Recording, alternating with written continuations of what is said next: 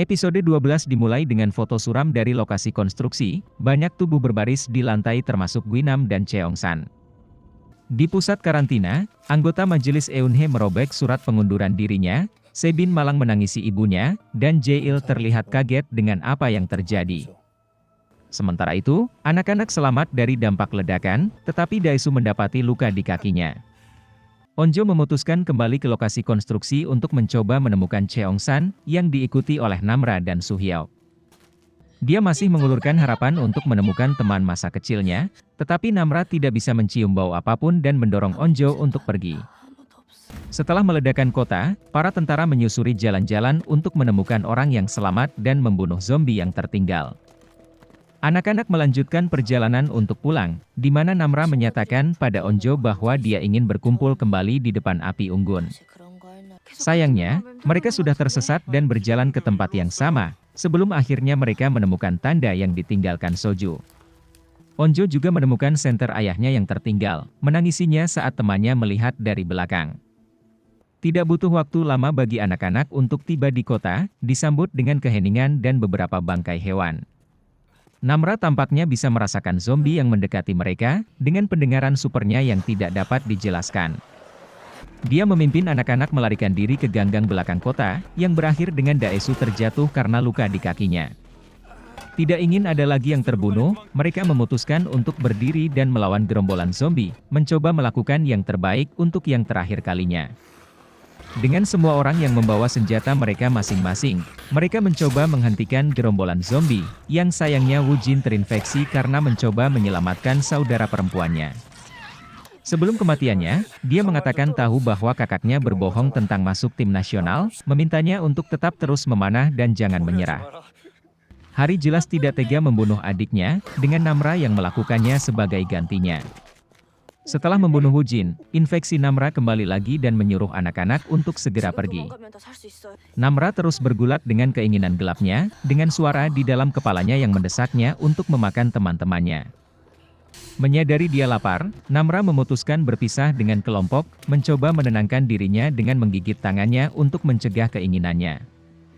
Mengetahui bahwa Namra menghilang, Suhyok dan Onjo mencoba untuk menemukannya, hanya untuk mereka menemukannya sedang memakan yang terinfeksi. Namra kehilangan kendali dan mencoba memakan Onjo, sebelum akhirnya dia sadar kembali dan pergi menjauh dari teman-temannya agar tidak membahayakan mereka. Semua orang akhirnya selamat dari kengerian yang sudah mereka lalui, dengan berhasil sampai di perbatasan dan bertemu dengan para tentara. Mereka segera dibawa ke zona karantina, di mana Onjo bertemu dengan Usin yang pada akhirnya mengetahui bahwa Soju sudah meninggal. Anak-anak kemudian diinterogasi tentang Byongchen dan virusnya, di antaranya adalah Daesu yang mengakui bahwa Byongchen memulai ini dengan menculik Hyunju. 4 bulan kemudian, para pemimpin partai telah memutuskan untuk tidak mengadakan sidang tentang pengeboman Hyosan dan mengakhiri darurat militer.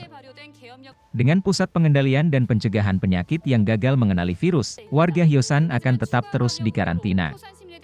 Malam harinya, Onjo memanjat tembok dan pergi dari tempat karantina, meninggalkan makanan di dekat pohon untuk memberi hormat kepada Cheongsan dan yang lainnya.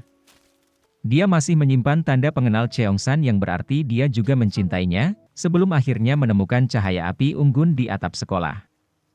Keesokan harinya, Onjo memberitahu Suhyok apa yang dia lihat di atap sekolah, dia percaya itu adalah Namra dan mengajak Suhyok untuk ke sana malam ini. Dan tentu saja, anak-anak yang lain mengetahui apa yang akan mereka lakukan dan mereka pergi bersama. Ketika anak-anak sedang memberi penghormatan kepada teman-teman mereka yang sudah tiada, Hari melihat cahaya api unggun dari kejauhan. Melewati berbagai ruangan yang sudah hancur, anak-anak berhasil sampai di atap sekolah dengan api unggun yang menyala. Mereka tidak menemukan siapa-siapa di sana, sebelum akhirnya Namra menunjukkan dirinya.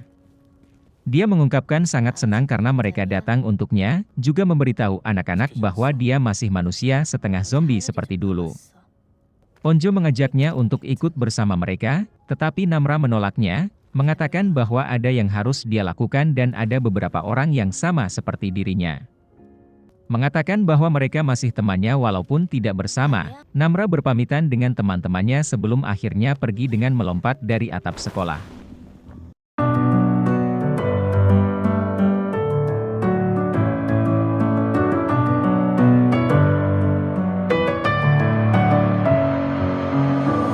in my head